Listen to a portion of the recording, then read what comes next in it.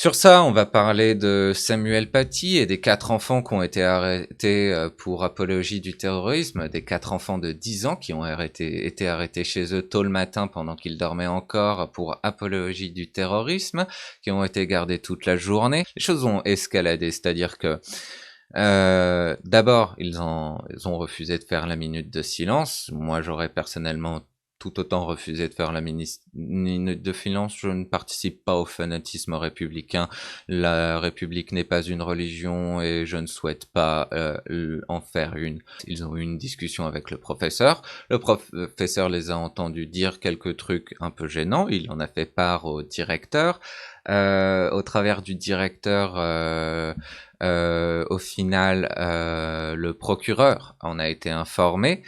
Le procureur en a informé les instances politiques et dans la bouche des instances politiques, c'est devenu une apologie claire du terrorisme, une justification de la mort de Samuel Paty et des menaces envers le professeur. Donc pour les menaces envers le professeur, il y a eu effectivement une lettre reçue par le professeur qui marquait T, T majuscule, mort.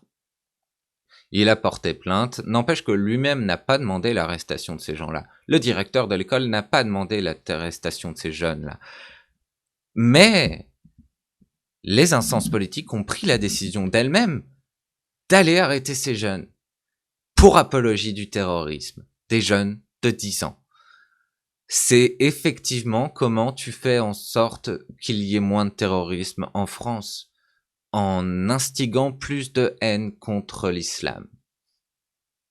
Parce que ce n'est absolument pas nourri par une islamophobie rampante en France, le terrorisme islamique. Non, non, non, non, non. Il y a plus de morts il y a plus de morts et de violences créées par le terrorisme domestique, majoritairement suprémaciste blanc.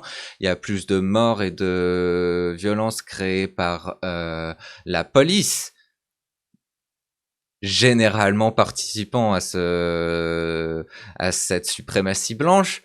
Il y a plein de policiers qui sont enregistrés comme voulant que la guerre raciale commence. Il y a récemment, et vous pouvez aller regarder sur Mediapart, une vidéo à ce sujet, une enquête sur des policiers qui sont gratuitement violents, qui demandaient l'entrée dans des HLM pour pouvoir tabasser les gens jusqu'au point qu'ils ne puissent plus se relever.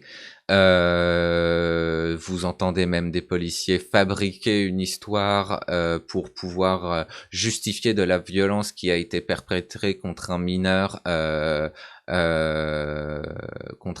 parce qu'il refusait de s'asseoir dans le commissariat. Tout ce fanatisme républicain qui est créé autour de Samuel Paty et le fait qu'on parle encore de Samuel Paty et de sa mort participe à un contexte d'islamophobie là où justement on ne parle pas de tous les morts qui sont dus à l'islamophobie. Là où si on en parle une fois et on n'en parle plus après. On ne parle déjà presque plus de la violence policière constante en France aujourd'hui. La mort de Samuel Paty est une chose horrible qui est utilisée pour justifier des choses horribles et pour créer toujours plus d'islamophobie et, au travers de l'islamophobie, toujours plus du terrorisme islamique qui est en craint au travers de cette mort.